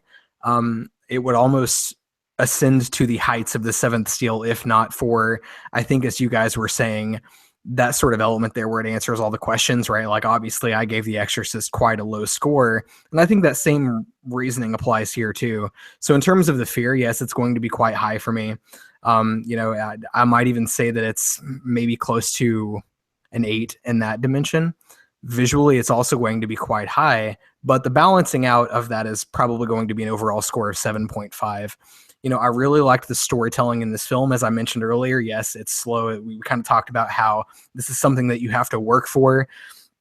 What I was reminded of is when I'm almost like reading a long novel like Dostoevsky or something like that. It's like where you go half the book and it's just building up the relationships for you so you can kind of understand the point. I got the same feeling here. I watched an hour of this movie, and that's exactly how long as it took for me to really understand the relationships between the characters. But after you get beyond that point, it's incredibly rewarding. I was really enriched by this film in that way. There was really sort of like deep allusion to the overall point, as opposed to, just looking at kind of like the macro sort of structure of the movie. You had that sub story in there about when David's going to jail, and yes, like he's going to go and he's had that night of drunken stupidity or whatever, and so he's going to be in jail for overnight, but then he has the overall responsibility of causing his brother to commit a murder, and so he has to face a much larger punishment. It was beautiful foreshadowing. It was absolutely incredible. Just sort of like the dynamic there in terms of what the fear is and what the overall point is about, kind of like that silence of God that, yes, they sort of answer, but I think it's more in a utilitarian way. I mean, I don't think they go full on Exorcist, because it's really in the main character's desperation. He reaches out for any sign of hope that he can get. I think there's a lot of depth here that you really kind of have to think deeply about and like just really sort of let it simmer for a minute to absorb fully. But because of those elements, I really did enjoy the film, man. Like, I have to say, obviously it's not The Seventh Seal. It's not a 10 out of 10. But yeah, I mean, it's definitely at least a 7.5. It's something I would recommend. Awesome. Awesome. Do you guys have any other closing thoughts for the Phantom Carriage before we close out? I did, but I don't remember. So no. Yeah, Good well, you talk. rated it. This is like one of your lowest rated films, so I'm scared. I'm scared. Yeah. Well, okay. In that case, no offense, Jenny. I'm not insulting oh anybody. no, oh no, you are. Your soul has not matured, and you are definitely going to hell for your score. It's coming, Jonah. How dare you? I'm actually really excited to do The Lobster after hearing some of these, and then kind of seeing how you view redemption and how that really hurts the film for you. So okay, well, thank you guys for joining us. What's that? Let me just. That's an interesting point you just brought up. Is I like movies where the bad guy wins, like No Country for Old Men, and I like movies where the love story doesn't work out, where it ends in sadness and despair. So I guess the two things that come together that I hadn't realized before this discussion is that I don't like redemption. I like the suffering. The life. I would usually say that's a good thing that you realize something about yourself, but that makes me so sad to hear that. But I'm glad that you learned that. I'm glad that you sort of discovered that, because I kind of did too as you were talking. I was like, I think the thing that really bugs him about some of these films, because the ones that you've scored the lowest tend to be ones that have hope and like redemption and like good shit like that. And I kind of get that. Sometimes I think it's the nihilist in me that likes to go out with a little bit of a void, a little bit of a hole in my heart. I don't know. I think I can relate to that a little bit. I think there is a place for redemption, though. I don't know. He just hasn't seen the Phantom Carriage Part 2, where he just completely fucks it up again and dies in a ditch. So, you know. He would love that. He would love that. I would just fast forward to the end, though, because I didn't really like. Well, thank you guys for joining. This was really interesting. So I'm going to collect our scores and put them in our list. That's one of the things I want to do is go over the films that we've reviewed and then post our scores on our social media, just to kind of see where people land, because I think it's really interesting to see how we've rated these different films and what that says about us and kind of what scares us and also what we look for in films. I think that would be interesting. So I'm going to do that hopefully in the next couple of days, so that people can kind of go, wow, why the hell did Jonah rate a 2 to that when Noah rated it a 9.5? It's really interesting. So join us next week. Next week we are doing, same time, Sunday at 6 p.m. We're doing A Dark Song, which is going to be a very, very different film. It's a current one. It is on Netflix if you would like to see it. I actually think it is the best horror film of the year so far, I think, in my opinion. It's a fantastic horror film, and it deals with guilt and redemption to a certain extent. So Jonah, you're definitely going to rate it a 1, I can tell you now.